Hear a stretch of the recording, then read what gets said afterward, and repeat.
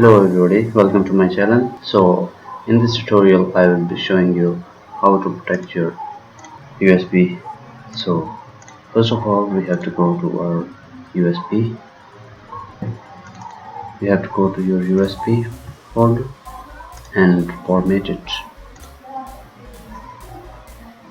So for format it has to be NTFS and have to be default allocation format. So have to start OK. So we have formatted our USB. So click OK and close that tab. So we just have formatted our USB. We have to go to our USB and create a folder. Let's just name as USB protected. And now we have to go to our USB settings. In that tab we have to go to security. Now we have that all the permissions are allowed by default. We have to go to edit and just we have to deny the right and hit OK.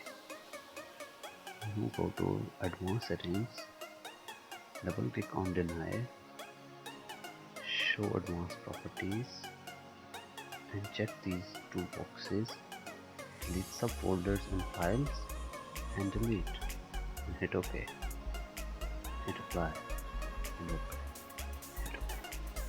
Now we have to go to folders properties, we have to go to security, we have to add permissions.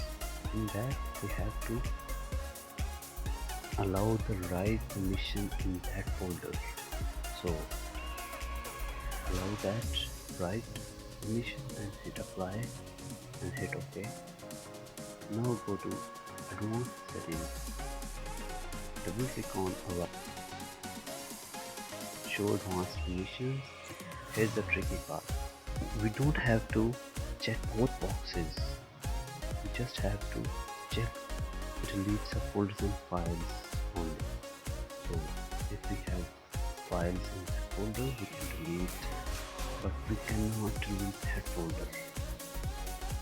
Hit OK, hit apply, hit OK, hit OK.